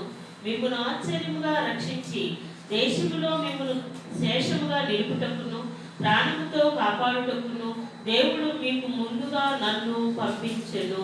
కాబట్టి దేవుడే కాని మీరు నన్ను ఇక్కడికి పంపలేదు. ఆయన నన్ను ఫరోకు తండ్రిగాను అతని ఇంటి వారికి అందరికీ ప్రభువుగాను ఐగుప్తు దేశమంతటి మీద ఏలికగాను నియమించెను. మీరు త్వరగా అమ్మేసింది ఎవరు? అన్నదమ్ములు. 17 సంవత్సరాల నుంచి 39 ఇయర్స్ పాటు అన్నదమ్ములు అమ్మకపోతే తండ్రి దగ్గర అల్లాముద్దుగా పెరిగేవాడుగా, బానిసగా, బందీగా, ఖైదీగా, వ్యభిచారిగా ఎలా బతికాడు 22 సంవత్సరాల పాటు. అంతమంది అన్నదమ్ములు ఉన్నా సరే తండ్రి ఎలాంటి ప్రేమ చూపించాడు? అన్నదమ్ములు ఎవరికి కూడా లేని వస్త్రములు, విచిత్రమైన నిలువటానికి తీసుకొచ్చి యూసఫ్ గారు ధరింపజేశారు. అంటే ఎంత స్పెషల్ ఆ బిడ్డ తండ్రికి, అంటే ఎంత గారాభంగా పెరిగాడు.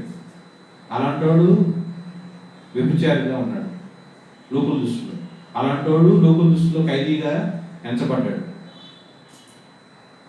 అలాంటోడు లోకుల దృష్టిలో బానిసగా ఉన్నాడు. ఎంత సహించాడంటే, ఎంత సహించాడు. దేవుని యొక్క సహనం కలిగి ఉంటే అమ్మ వేసిన తన సహోదరులు కనిపించినా కూడా ఏం చెప్తున్నాడు? మీరు కాదు నన్ను నమ్మింది. కరువు కాలము వచ్చింది, ఆ కరువు కాలంలో మనందరం చచ్చిపోతాము. అందు నిమిత్తమే మనమందరము కూడా బ్రతికి ఉండుటకు దేవుడు మీకు ముందుగా నన్ను పంపెను. ఎంత ఆలోచన, ఎంత విచక్షణ కావాలి.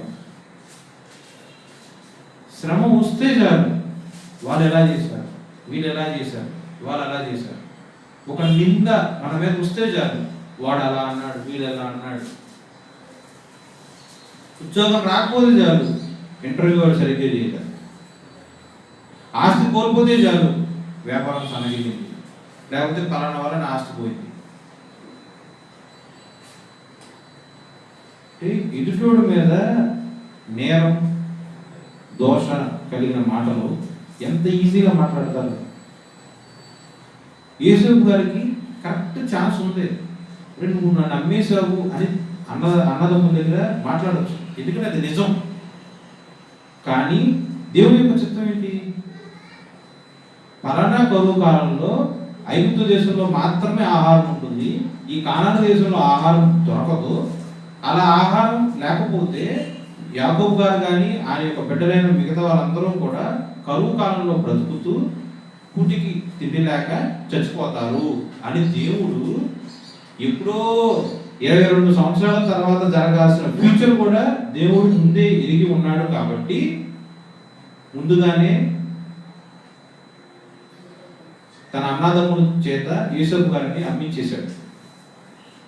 లోకానుసారంగా ఆలోచిస్తే అన్నదమ్ములు అమ్మేశారు, కానీ ఆత్మీయానుసారంగా ఆలోచిస్తే దేవుడు అమ్మించి ప్రైమ్ మినిస్టర్ అనే హోదాలో దేవుడు కూర్చోబెట్టాడు. ఇప్పుడు ఏది బెస్ట్? ఏది బెస్ట్ మీరు చెప్పండి, మీరు చెప్పండి, ఏది బెస్ట్? ప్రజెంట్ సిచ్యువేషన్లో చూస్తే అన్నదమ్ములు అమ్మేశారు, ఇది బెస్టా? ఫ్యూచర్లో అంటే 22 సంవత్సరాల తర్వాత జరిగే కార్యం కూడా దేవుడు ఆయన యొక్క జ్ఞాపకంలో ఉంది. కాబట్టి ఆ ప్రాబ్లం యొక్క సొల్యూషన్ దేవుడు ముందుగానే ప్రిపేర్ చేయడానికే ప్రైమ్ మినిస్టర్ హోదాలో ఉంటే ఎటువంటి ఇబ్బంది ఉండదు అని యోసేపు గారిని అన్నదమ్ముల చేత చేసింది దేవుడు. సో ఈరోజు నీకు ప్రాబ్లం ఉందేమో, ఈ యొక్క ప్రాబ్లం బట్టి భవిష్యత్తులో దేవుడు నీ పట్ల కలిగి ఉన్న ప్రణాళిక ఎంత శ్రేష్టం. నా అన్న నా తమ్ముడు నన్ను అమ్మేశాడు అని మాటకి మాట బదులిచ్చి చంపివేసినా సరే ఎవరు ఎదురు చెప్పలేడు. ప్రైమ్ మినిస్టర్ హోదాలో ఉన్నవాడు అయినా దేవుడు ప్రేమ, దేవుడి యొక్క ప్రణాళిక ఎరిగి ఉన్న ఆ యొక్క యోసేపు గారు ఎంత బాగా ఆలోచించినట్టు. మరి నీకుందా ఆలోచన? భవిష్యత్తు తెలిగిన దేవుడు నన్ను ముందుగా పంపించాడు అని దేవుడికి ఘనత చొప్పున మాట్లాడాడు. మరి నువ్వు వాళ్ళు అలా చేశారు మీరు ఎలా చేశారంటే దేవదోషం చేసినట్టు కాదా? అమ్మివేయచ్చు అన్నదమ్ములు, కానీ దేవుడే ముందుగా పంపి ఉన్నాడు. వాళ్ళని తిట్టారు. ఎంతసేపు ఇదే మాటలు, ఎంతసేపు ఇదే మాటలు. మరి దేవుడు నువ్వే ఆధిక్యత ఇచ్చినట్టు? వాళ్ళని తిట్టారు నిజమే, కానీ ఆ యొక్క తర్ఫీదుతో దేవుడు నీకు ఏం నేర్పుతున్నాడో భవిష్యత్ కాలం బట్టి. ఆస్తిపాస్తులు కోల్పోయావు నిజమే, దాని యొక్క తర్ఫీదుతో నువ్వేం నేర్చుకుంటున్నావో దేవుడు ఏం నేర్పించడానికి ఈ యొక్క స్థితి, ఈ యొక్క పరిస్థితి, ఈ యొక్క సంఘటన జీవితంలో దేవుడు అలాట్ చేశాడు. ఆలోచన చేయొద్దా? నాకేం తక్కువ, నన్ను ఎందుకు అనాలి? మరి యోసేపుకి ఏం తక్కువ? మరి అబ్రహాంకి ఏం తక్కువ? నువ్వు అబ్రహాం కన్నా ఆస్తిపరుడువా? నువ్వు యోసేపు కన్నా ఆస్తిపరుడువా? మరి వాళ్ళందరూ సహనం కలిగి భరించారు కదా, నువ్వు భరించావా? నేను భరించాను. భరించినట్లయితే మరి నీ నోరు ఎందుకు సమాధానం చెప్తుంది? భరించి అంటే సహనం కలిగి ఉన్నట్లయితే నువ్వు ఓర్చుకోవాలిగా. నువ్వు ఓర్చుకోకుండా నోటితో దూషిస్తున్నావు, అది అప్పుడు దేవుడి యొక్క చిత్తాన్ని నువ్వు లోపడినట్టే కాదా? చెప్పండి. నా వ్యూ అర్థమవుతుంది, నేను ఎందుకు ఈ స్టోరీ చెప్తున్నా అర్థమవుతుందా? సహనం కలిగి ఉంటే యేసు గారి యొక్క ప్రవర్తన కలిగి ఉన్న ఆ యొక్క సహనాన్ని బట్టి దేవుడు అతనికి ఇచ్చిన ఆధిక్యత, దేవుడు ఆధిక్యత ఇచ్చాడు అని అతనేమి విరవేయలేదు. నన్ను అమ్మివేసిన నా సహోదరులు వచ్చారు కదా అని చంపేలా, తిట్టలా, కొట్టలా, మెడ మీద పడి హక్ చేసుకుని ఏడ్చాడు, ఎలుగెత్తి అంగలార్చాడు. ఎంతగా అంటే పక్క రూమ్లో ఉన్న లేకపోతే పక్క క్యాబిన్లో ఉన్న వాళ్ళు కూడా వినబడే అంత అంగలార్చాడు. వాళ్ళ సహోదరులు ఇతను ఏడ్చిన తర్వాత అతను ఏడ్చాడు. అది ఎంత ప్రేమ ఉన్నట్టు. అంటే దేవుడి యొక్క ప్రణాళికని అతను దైవ జ్ఞానం కలిగి ఎంత బాగా స్టడీ చేసినట్టు. నేను ఆత్మ కలిగి ఉన్న, నాలో పరిశుద్ధాత్మ పరిమాణం ఉంది, నేను ఇన్ని సంవత్సరాలు బాప్తిజం తీసుకొని నేను ఇంత ప్రార్థన చేసుకోగలను, నేను అసలు మోకరిస్తే గంటల తరబడి ప్రార్థన చేయగలను, నేను అసలు కన్నీరు గారిస్తే అంగలార్చగలను అన్నట్లు మీ గురించి మీరు సర్టిఫికేషన్ ఇస్తున్నారే. మరి దేవుడు ప్రణాళిక మీరు ఆలోచించుకోవద్దా? ఏ కారణం లేకుండానే దేవుడు మీ జీవితంలో శ్రమ ఇస్తాడా? దేవుడి యొక్క తర్ఫీదుని నువ్వు స్వీకరించకుండా తర్ఫీదు వదిలి పారిపోయి వెళ్ళిపోతుంటే దేవుడు నేను ఎలా ఇచ్చేస్తాడు? యోసేపు పారిపోయాడా? జైల్లో ఉన్నప్పుడు నేనేం చేయలేదని ఎదిరించాడా? జైలు నుంచి వచ్చిన తర్వాత అతను నిర్దోషిగా ఫరో అనుకున్నాడు కాబట్టే ప్రైమ్ మినిస్టర్ అనే హోదాకి ఇచ్చాడు. అవునా కదా? లేకపోతే వ్యభిచారాన్ని నమ్మినట్లయితే ప్రైమ్ మినిస్టర్ హోదా ఇస్తారా? వ్యభిచారాన్ని నమ్మినట్లయితే అతను మళ్ళీ ప్రైమ్ మినిస్టర్ చేస్తే ఇదే పనిగా వ్యభిచారం చేస్తూ ఉంటాడు అని చెప్పి ఆ హోదా ఇచ్చేవాడు కాదుగా. ప్రాబ్లం వచ్చింది, ఫేస్ చేయాలి. పారిపోతే దేవుడు నిన్ను ఇప్పుడు హెచ్చిస్తాడు. ఓకే, అబ్రహాం గారి జీవితం సహనం గురించి ఎగ్జాంపుల్ మాట్లాడుకున్నాం. అట్లాగే యోసేపు గారి జీవితం సహనం గురించి మాట్లాడుకున్నాం. సహనం అంటే నథింగ్ బట్ దేవుడు మన జీవితంలో మనకి నేర్పించు తర్ఫీదు సహనం అంటే. ఇంకో ఉదాహరణ మోషే గారు. అందరికీ తెలుసు కదా మోషే గారి జీవితం.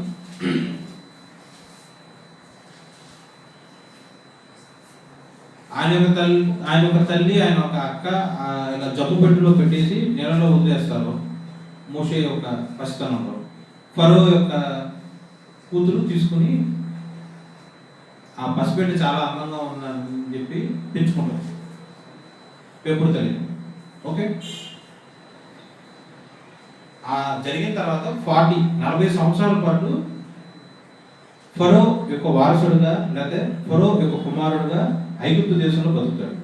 మోషే సకల విద్య ప్రావీణ్యుడు, మాట నేర్పడు.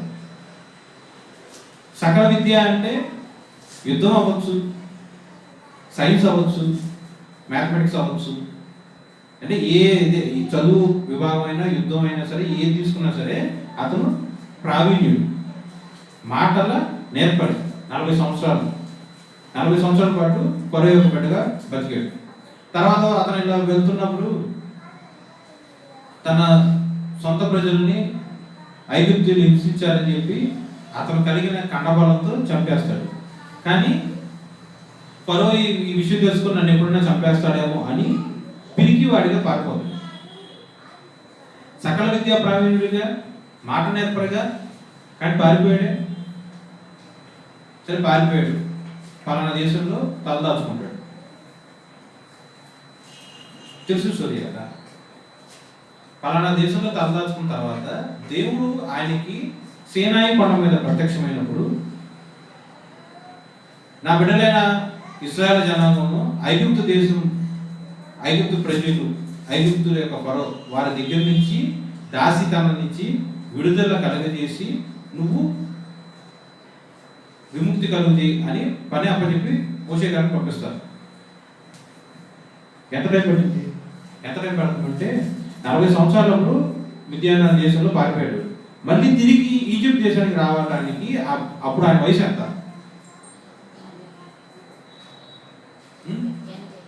80 సంవత్సరాలు. అంటే మిద్యాన దేశంలో ఎన్ని సంవత్సరాలు ఆయన స్టే చేశారు? 40 సంవత్సరాలు. 40 సంవత్సరాలు అంటే అతను పుట్టుక దగ్గర నుంచి ఈజిప్ట్ దేశంలో 40 years ఉన్నాడు. 40 years అప్పుడు ఇలా ఫిబ్రవరి నుంచి ఈజిప్ట్ సైనికుని చంపేసి పారిపోతారు. పారిపోయి మిద్యాన దేశంలో ఉన్నప్పుడు అక్కడ 40 సంవత్సరాల పాటు గొర్రెలు కాసుకుంటూ భార్య బిడ్డలతో బతుకుతూ ఉంటాడు. డైలీ లైఫ్ ఒకటే, కొండ మీద దగ్గర గొర్రెలు తీసుకెళ్తాం, తర్వాత ఇంటికి రావడం. సో ఇదే ఆయన పని. అలా 40 సంవత్సరాలు పాటు గడిపాడు. 40 సంవత్సరాలు గడిపిన తర్వాత అంటే 80 సంవత్సరాల వయసు అప్పుడు దేవుడు పని అప్పచెప్పి తిరిగి ఈజిప్ట్ దేశాన్ని తీసుకొస్తాడు. పేరుకి 40 సంవత్సరాలు, కానీ ఆ 40 సంవత్సరాలు అది యెహోవా దేవుడు చేత మోషే గారికి 40 years ట్రైనింగ్. అది మోషే పుట్టినప్పటి నుంచి 40 సంవత్సరాల పాటు సకల విద్య ప్రావీణ్యుడిగా, మాట నేర్పరుగా ఉన్నాడు లోకానుసారంగా. కానీ దేవుళ్ళు కాదు. నీ క్వాలిఫికేషన్ దేవుని ఎదుట నథింగ్. నీ ఆస్తిపాస్తులు దేవుని ఎదుట నథింగ్. వెండి బంగారము చిరచాస్తులు ఆయన ఆధీనము. ఆయన మహాచక్రవర్తి, సృష్టికర్త. మనం కలిగి ఉన్న ఆస్తి, మనం కలిగి ఉన్న జ్ఞానము దేవుడి దృష్టిలో అల్పం, నథింగ్, శూన్యం. నా యొక్క బలముతో ఒక బుద్ధితో నేను సైనికుని చంపేశా అని మోషే తనకు కలిగి ఉన్న బలాన్ని బట్టి, తనకు కలిగి ఉన్న విద్య, యుద్ధ ప్రావీణ్యాన్ని బట్టి, తనకు కలిగి ఉన్న నోటి మాట తనను పెంచుకోవచ్చు. కానీ దేవుడు అలాగా నరుడి యొక్క జ్ఞానము, నరుడి యొక్క బలం చొప్పున దేవుడు ఎప్పుడు ఘనత పొందడు.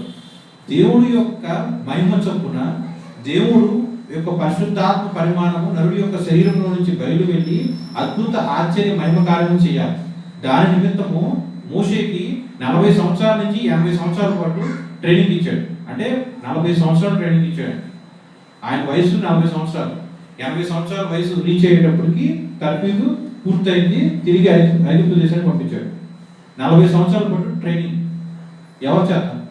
గొర్రెలతో జరిగింది ఆ ట్రైనింగ్. ఇక్కడ మరి ఆయన చేసింది అదేగా, గొర్రెలు కాపరేగా, గొర్రెలతో ట్రైనింగ్. ఆలోచించాడు ఎప్పుడైనా? ఆయన డైలీ లైఫ్ అదే కదా. గొర్రెలు కాపరిగానే బతికాడు 40 సంవత్సరాల పాటు. విద్య యుద్ధాలను ప్రాక్టీస్ చేశాడు 40 years. మనుషులతో ఇప్పుడు పోరాడట, నన్ను వాక్శక్తి కలిగి ఉన్నాడా? మరి ఎలా ట్రైనింగ్? ప్రార్థనే ట్రైనింగ్. ఆ 40 సంవత్సరాల పాటు అతని డైలీ లైఫ్ ఏంటంటే గొర్రెలు తీసుకుని వెళ్తాం, గొర్రెల మేత కప్పచెప్పడం, మోకరించడం, ప్రార్థించడం, ప్రార్థన అయిపోయిన తర్వాత మరి గొర్రెలు తీసుకుని ఇంటికి రావడం. 40 సంవత్సరాల పాటు ఇదే పని. 40 సంవత్సరాల పాటు ప్రార్థన చేస్తున్నాడు. అలాగే అతని ప్రార్థన బట్టి 40 సంవత్సరాల పాటు ఎలా నేర్పించాలో దేవుడు నేర్పిస్తున్నాడు. పొరపాటున దేవుడు నేర్పించింది అతను చిన్నతనంతోనో లేకపోతే ఎక్స్పీరియన్స్ లేక తెలిసి తనంతో నేర్చుకోలేకపోతే దేవుడు ఇంకో అవకాశం ఇచ్చి 40 సంవత్సరాల పాటు దేవుడు ట్రైన్ చేశాడు. 40 సంవత్సరాల ట్రైనింగ్ అయిన తర్వాతే దేవుడు ఇతను ఇప్పుడు ఫిట్ అని దేవుడు సర్టిఫికేషన్ ఇచ్చిన తర్వాత మాత్రమే తిరిగి మళ్ళీ ఈజిప్ట్ దేశానికి పంపాడు. ఓకే, ఇంకో క్వశ్చన్ చూడండి. సీనాయి కొండ మీద మోషే గారు ఉన్నప్పుడు యెహోవా దేవుడు ప్రత్యక్షమవుతాడు. పొద, ఇది పొద అనుకున్నాం, పొద కాలుతుంది. కానీ దాంట్లో ఉన్న ఇట్లా ఆకులు కానీ కొమ్మలు కానీ ఇవన్నీ మాడిపోసేది ఉంటాయి. ఎలా సాధ్యమైంది? ఎప్పుడైనా డౌట్ వచ్చిందండి కనీసం? అరే నీకు వచ్చిందా? గుడ్. మీకు ఎప్పుడైనా వచ్చిందా? మీకు వచ్చిందండి ఎప్పుడన్నా? మీకు వచ్చిందా అక్క? నీకు వచ్చిందా అండి? పొద మనం బైబిల్ కూడా చూడండి.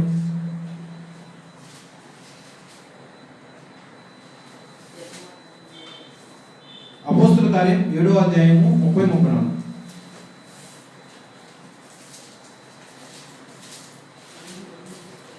అపోస్తుల కార్యము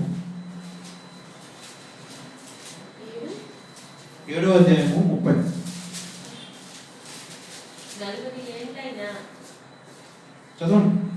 40 ఏండ్లైన పిమ్మట సీనాయి పర్వతారణ్యమందు ఒక పదలోని అగ్నిజ్వాలలలో ఒక దేవదూత అతనికి అగపడెను. మోషే చూచి ఆ దర్శనములకు ఆశ్చర్యపడి దాన్ని నిదానించి చూచుటకు దగ్గరకు రాగా, నేను నీ పితరుల దేవుడను, అబ్రహాము, ఇస్సాకు, యాకోబుల దేవుడును అని ప్రభువు వాక్కు వినబడెను. గనుక మోషే వణికి నిదానించి చూచుటకు తెగింపలేదు.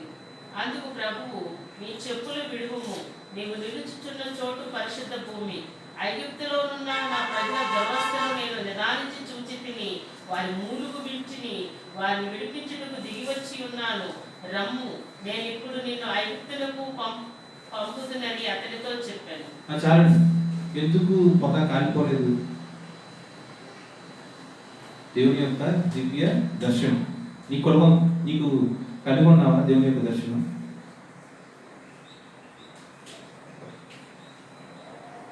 ఆలోచన ఏంటి? నువ్వు కలిగి ఉన్నావా? మోషే 40 సంవత్సరాల ట్రైనింగ్ అయిన పిమ్మట యెహోవా దేవుడు దివ్య దర్శనముగా అతన్ని దర్శించి ఇలా పొదలో కనిపించారు కదా. మరి నీకు ఆయన జీవితాన్ని బట్టి దేవుడు ఆ యొక్క దర్శనం ఇచ్చారు. మరి నీ జీవితం బట్టి నీది మోసే గారు ఒకటే జీవితం కాదు కదా. నీ యొక్క జీవితాన్ని బట్టి దేవుడు నిన్ను దర్శించాడా? దేవుడు ఎప్పుడన్నా దర్శనం ఇచ్చాడా? మరి అడగాలి కదా. మోషే గారికి ఇలా దర్శనంగా కనిపించావు కదా, నాకేంటి? మోషే గారితో కంపేర్ చేసుకున్నాను అంటున్నా. మోషే గారిని యెహోవా దేవుడు దర్శించారు, నన్ను కూడా దర్శించు. అట్లా దర్శించారా? అడగాలి కదా. అడగండి. దేవుణ్ణి ప్రార్థిస్తున్నారు కదా. ఇది కూడా ప్రార్థనలో ఒక పాఠం. మోషే సీనాయి కొండ మీద ఉన్నప్పుడు ఆ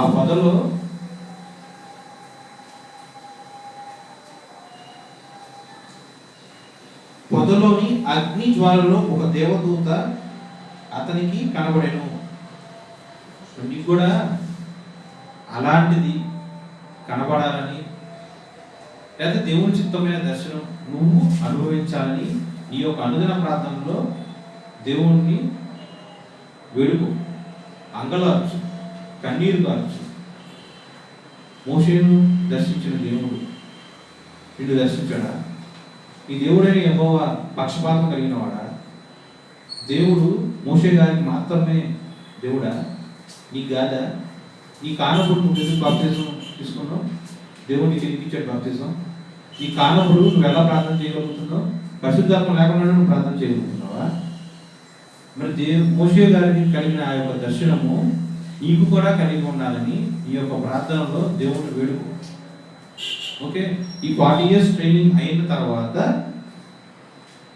అప్పుడు దేవుడి యొక్క పని చేయడానికి మొదటిసారి 40 సంవత్సరాలు ట్రై చేశాడు. దేన్ని బేస్ చేసుకొని?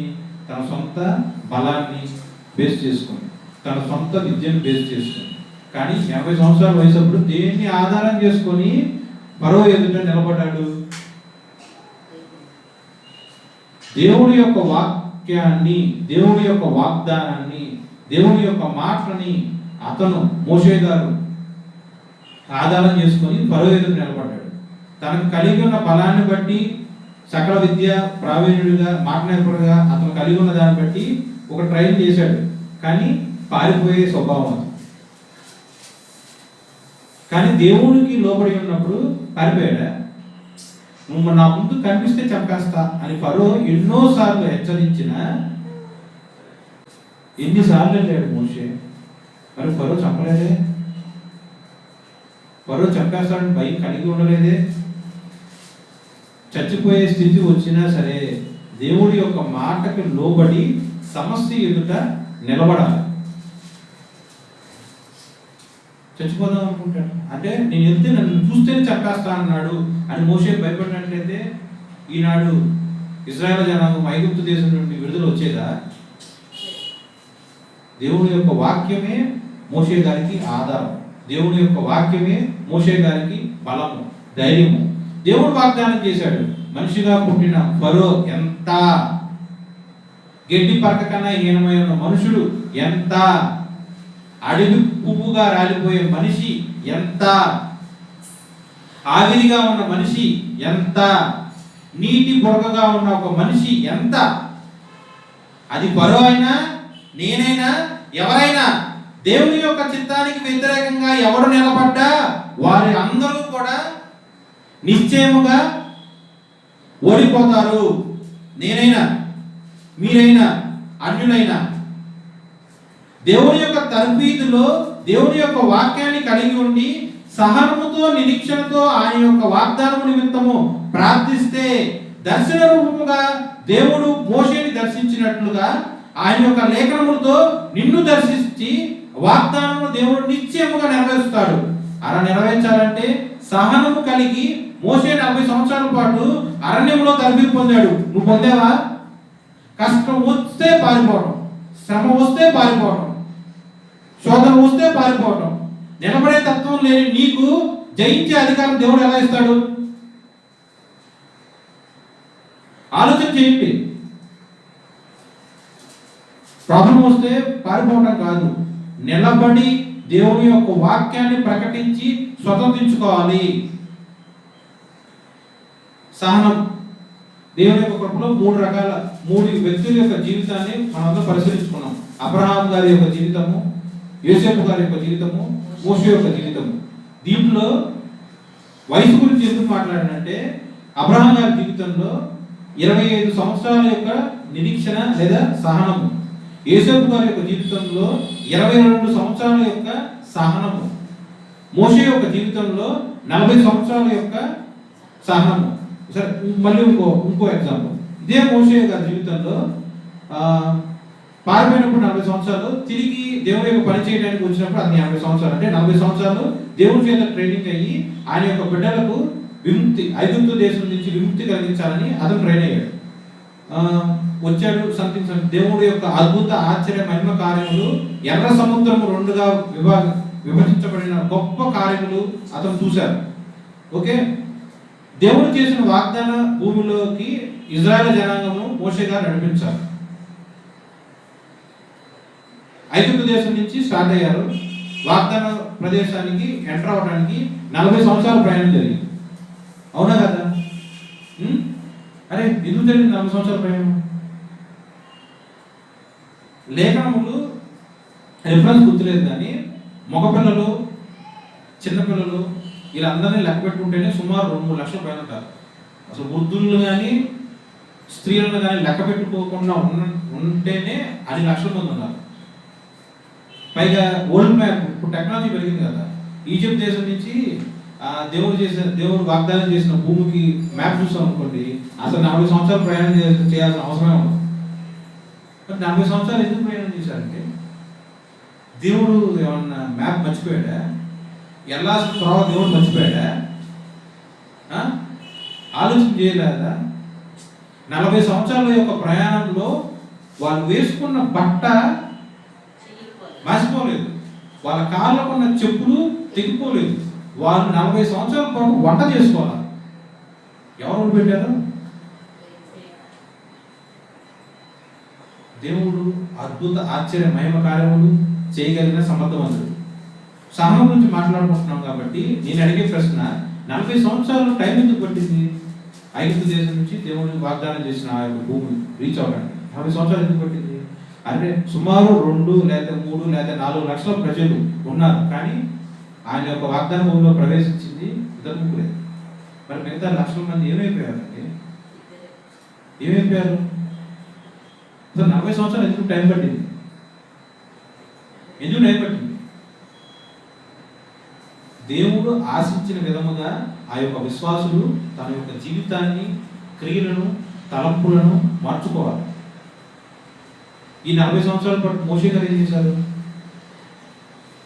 దేవుడి దగ్గర ఎన్నిసార్లు వెళ్ళి ప్రార్థన చేశారు, దేవుడి యొక్క ప్రత్యక్షత ఎన్నిసార్లు రుచి చూశారు, దేవుడి యొక్క మహిమ ఆయన యొక్క దేహం మీద, ఆయన యొక్క మొహం మీద ఎన్నిసార్లు ప్రకాశించింది. మనుషులు సైతం మోషే గారి మొహాన్ని చూస్తానికి కూడా వెలుగు కలిగి ప్రకాశవంతమైన ఆ యొక్క మొహాన్ని చూడలేక భయపడ్డారు, మొహాన్ని దాచుకున్నారు. 40 సంవత్సరాలు. ఈ యొక్క 40 సంవత్సరాల గ్యాప్లో కూడా ఆయన 3 పుస్తకాలు రాశారు. వాస్తవానికి ఆది కాండము, నిర్గమాకాండము, లేవీ కాండము, ద్వితీయోపదేశ కాండము, ఇలా బైబిల్లో ఉన్న ఫస్ట్ 5 పుస్తకాలు ఆయనే రాసింది. ఎలా రాశారు? వాళ్ళు ఎప్పుడు రాశారంటే ఇది ఇప్పుడే రాశారు. మోషే గారు రాసింది మోషే యొక్క ధర్మశాస్త్రంతో ఉన్న 10 ఆజ్ఞలు మాత్రమే కాదు, ఇప్పుడు చెప్పిన ఆ యొక్క పుస్తకాలు 5 పుస్తకాలు 40 years స్పాన్లో రాశారు. దేవుడి దగ్గర ఎంత అటాచ్మెంట్ ఉన్నట్టు, ఎంత సహనం కలిగి ఉన్నట్టు, ఎంతగా తగ్గించుకున్నట్టు.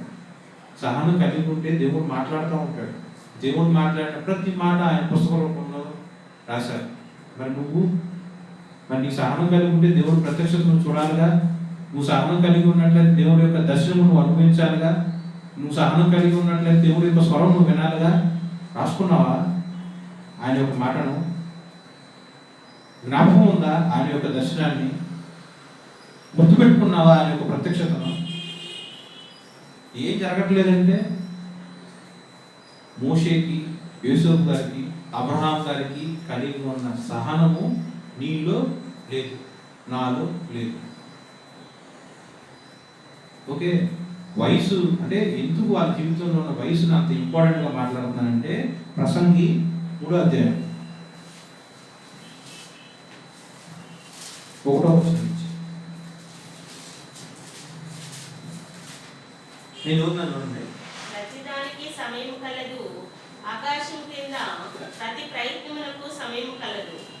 పుట్టుటకును, చొచ్చుటకును, నాటుటకు, నాటబడిన దాన్ని పెరిగివేయుటకు, చంపుటకు, బాగు చేయుటకు, పడగొట్టుటకు, కట్టుటకు, ఏడ్చుటకు, నవ్వుటకు, దుఃఖించుటకు, నాట్యమాడుటకు, రాళ్లను పారవేయుటకు, రాళ్లను కుప్పవేయుటకును, కౌగలించుటకును, కౌగలించుట మానుటకు, వెదుకుటకు, పోగొట్టుకున్నటకు, దాచుకొనుటకు, పారవేయుటకు, చింపుటకు, కుట్టుటకు, మౌనముగా నుండుటకు, మాట్లాడుటకు, ప్రేమించుటకు, ద్వేషించుటకు, యుద్ధము చేయుటకు, సమాధాన పడుటకు. 11వ వచనం. దేని కాలమందు అది చక్కగా నుండినట్లు సమస్తమును ఆయన నియమించి ఉన్నాడు. ఆయన శాశ్వత కాల జ్ఞానమును నరుల హృదయం ముందుంచి ఉన్నాడు గాని దేవుడు చేయి క్రియలను పరిశీలనగా తెలుసుకొనుటకు అది చాలదు. చాలండి.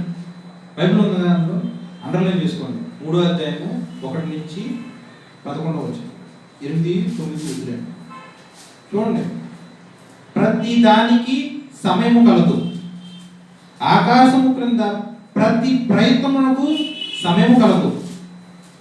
పుట్టుటకు చచ్చుటకు, నాటుటకు నాటబడిన దానిని పెరికివేయుటకు, చంపుటకు బాగు చేయుటకు, పడగొట్టుటకు కట్టుటకు, ఏడ్చుటకు నవ్వుటకు, దుఃఖించుటకు నాట్యమాడుటకు, రాళ్లను పారవేయుటకు రాళ్లను కుప్పవేయుటకు, కౌగులించుట మానుటకు, వెతుకుటకు పోగొట్టుకొనుటకు, దాచుకొనుటకు, పారవేయుటకు, చిప్పుటకు పుట్టుటకు, మౌనముగా నుండుటకు, మాటలాడుటకు, ప్రేమించుటకు ద్వేషించుటకు, యుద్ధము చేయుటకు, సమాధాన పడుటకు, కష్టపడిన వారిని తమ కష్టము వలన వచ్చిన లాభమేమి? దేని కాలము నందు అది చక్కగా ఉండునట్లు సమస్తమును ఆయన నియమించి ఉన్నాడు. ఆయన శాశ్వత కాల జ్ఞానమును నరుల హృదయమందు ఉంచి ఉన్నాడని దేవుడు చేయు క్రియలను పరిశీలనగా తెలుసుకున్నటకు అది చాలదు. ఏం చాలదు? నరుడి యొక్క జ్ఞానం చాలదు. ఇప్పుడు ఇన్ని దేవుడు ఉదాహరణ మాత్రమే ఇచ్చారు. ప్రతిదానికి కష్టం, నష్టం, ఇరుకు, ఇబ్బంది, వేదన, రోదన, శోధన, కన్నీరు, ఉపద్రవం, ఆపద, వీటిలో ఏది నీ జీవితంలో రాలేదా? ప్రతిదానికి అంటే ఆ ప్రతిదానిలో ఇవన్నీ ఉంటాయి. ప్రతి దానికి సమయం ఉంది. ఆకాశం కింద, మనందరూ ఆకాశం కింద ఉన్నాంగా, ఆకాశం కింద ప్రతి ప్రయత్నమును, ఒక ప్రయత్నం చేస్తున్నామా, ప్రతి ప్రయత్నముకు సమయం ఉంది, టైం ఉంది. ఎగ్జాంపుల్స్ ఎన్ని ఇచ్చారు? పుట్టడం, చచ్చిపోవడం, నాటడం, నాటబడిన పెరిగిపోయడం, చంపడం, బాగు చేయడం, పడగొట్టడం, ఏడవడం, నవ్వడం, దుఃఖించడం, నాతి మారడం, రాళ్ళను పారవేయడం, రాళ్ళను కుప్పవేయడం, కౌగులించడం మారడం, వెతకటం, పోగొట్టుకోవడం, దాచుకోవడం, చంపడం, కొట్టడం, మౌనంగా ఉండటం, ప్రేమించడం, ద్వేషించడం, యుద్ధం చేయడం, సమాధానం పడడం, ఇలా ఎన్ని ఉన్నాయి. ఇవన్నీ కూడా నరుడి యొక్క జ్ఞానము పరిశీలనగా చూసినా సరే సరిపోవట్లా దేవుని యొక్క చిత్తం తెలుసుకుంటాను. అప్పుడు ఏం చేయాలి మీరు? అప్పుడు విశ్వాసం ఎలా ఉండాలి? సమయాన్ని దేవుడికి అర్పించాలి. నీ యొక్క సమయము దేవుడికి అర్పించాలి. సమయం దేవుడికి అర్పించడం అంటే రోజులో 1 గంట ప్రార్థన చేయడం, 3 గంటలు ప్రార్థన చేయడం, దాని గురించి కాదు నేను మాట్లాడేది. ప్రార్థన చేయడం ముఖ్యమే. నా యొక్క ఉద్దేశం ఏంటంటే సమయాన్ని దేవుడికి అర్పించడం అంటే దేవుడి యొక్క నిర్మితమైన సంకల్పము చొప్పున మాత్రమే నీ జీవితంలో ఏదైనా సరే సంభవించాలి, అనుగ్రహించబడాలి, అంతే. నాకు రేపు పొద్దున కారు కావాలి అని అనుకుంటే కారు వచ్చేస్తుందా? నాకు రేపు పొద్దునకెళ్ళి ఉద్యోగం వచ్చేయాలి, నాకు ఈ క్షణం నాకు నా చేతిలో ₹1 వచ్చి పడాలి అనుకుంటే జరిగిపోతుందా? బట్టలు కావాలి, లేదా పలానా ఉద్యోగం కావాలి, పిల్లలు కావాలి, ఆర్థిక వనరులు, లేదా అప్పు తీరిపోవడం, ఇవన్నీ కావాలి, ఇలా అడుగుతూ ఉంటారు. అప్పుడు దేవుడు మాట్లాడుతున్నాడు ఈ యొక్క వచనం బట్టి. కాలము, సమయము ఆయన అధీనంలో ఉన్నది. ప్రతిదానికి టైం ఉంది. అబ్రాహాం గారు 20 సంవత్సరాల పాటు సహనం కలిగి నిరీక్షణతో ఉన్నాడుగా. యోసేపు గారు 22 సంవత్సరాల పాటు సహనం కలిగి నిరీక్షణతో ఉన్నాడుగా. మోషే గారు 40 సంవత్సరాల పాటు సహనం కలిగి నేర్చుకున్నాడుగా. మరి వారి జీవితంలో అన్ని సంవత్సరాలు పట్టింది. మరి నువ్వు నేర్చుకోవడానికి ఎన్ని సంవత్సరాలు పడుతుంది? నువ్వు ఎన్ని సంవత్సరాల పాటు సహనంతో దేవుని యొక్క చిత్తానికి లోపలి నేర్చుకోవాలి? నీ యొక్క సమయము దేవుడికి అర్పించు. దేవుడి యొక్క చిత్తము మాత్రమే నీ జీవితంలో జరగటకు, నీ యొక్క జీవితాన్ని దేవుడి చేత తర్ఫీదు పొందుకున్నట్లు దేవుడి కొరకు నీ జీవితాన్ని, సమయాన్ని అర్పించు. ఓకే, సహనం కలిగి ఉండటం అంటే దేవుని చేత తర్ఫీదు పొందటం. ఎప్పుడు కూడా సమయాన్ని నీ చేతుల్లో తీసుకుంటాం కాదు. దేవుడుగా అర్పిస్తే ఆయన నిర్ణయించిన సమయంలో మాత్రమే ద బెస్ట్ ఇస్తాడు. ఆయన బెస్ట్ ఇస్తాడు. ఎందుకు నిన్న, నేడు, రేపు ఒకటే రీతిగా ఉన్నాడు. నీకు గడచిన దినములు జ్ఞాపకం ఉండొచ్చు, ఉండకపోవచ్చు. వర్తమాన దినం జ్ఞాపకం ఉంటుంది, రేపటి దినం నీకు తెలియదు. ఆయన భవిష్యత్తు తెలియని దేవుడు. భవిష్యత్తు ఎరిగిన దేవుడు. యోసేపు గారిని చచ్చిపోవడం ఇష్టం లేదు కాబట్టి యోసేపు గారిని 17 సంవత్సరాల ప్రాయంలో సహోదరుల చేత అమ్మివేయబడి ఈజిప్ట్ దేశానికి ఫరోగా ప్రైమ్ మినిస్టర్గా దేవుడు చేశాడు. ఫరోకి తండ్రిగా దేవుడు చేశాడు. భవిష్యత్తు ఎరిగిన దేవుడు. మరి నీ భవిష్యత్తు ఆయన తెలియదా? మరి నీ జీవితం నీ చేతుల్లో తీసుకుంటే దేవుని యొక్క చిత్తం నువ్వు ఎప్పుడు నెరవేరుస్తావు? నీ ఇష్టం తగినట్టు నువ్వు బ్రతుకుతుంటే దేవుని యొక్క చిత్తాన్ని నువ్వు ఎప్పుడు నెరవేరుస్తావు? ఆలోచన చేయండి. నీ ఇష్టాన్ని నువ్వు నెరవేర్చుకుంటూ వెళ్ళిపోతే నువ్వు కోరుకున్న సమయంలోనే ప్రతిదీ జరగాలని ఆశిస్తే దేవుని యొక్క సహనము నీలో ఉందా? దేవుని యొక్క తర్ఫీదు నువ్వు అనుభవిస్తున్నావా? ఓకే, సహనం లేకుండా ఉన్నట్లయితే, తర్ఫీదు పొందకుండా ఉన్నట్లయితే నీలో క్రీస్తు యొక్క మృదువు లేదు. దేవుడు అనుగ్రహించు జ్ఞానము నీలో లేదు. సహనం కలిగి ఉండాలంటే ముందు నీ యొక్క సమయాన్ని దేవుడికి అర్పించు, నీ యొక్క ప్రార్థన దేవుడికి అర్పించు. నీ ఇష్టము నువ్వు నిర్ణయించిన సమయం బట్టి కాదు, దేవుడి యొక్క సంకల్పము ప్రణాళిక చొప్పున మాత్రమే నీ యొక్క జీవితంలో సమస్తము స్వతంత్రించుకున్నట్లు దేవుడికి ప్రార్థన అర్పించు అని ప్రేమించి నాకు ఈ అవకాశం ఇచ్చిన దేవుడికి సమస్తమైన మహిమ కలుగును గాక. ఆమేన్.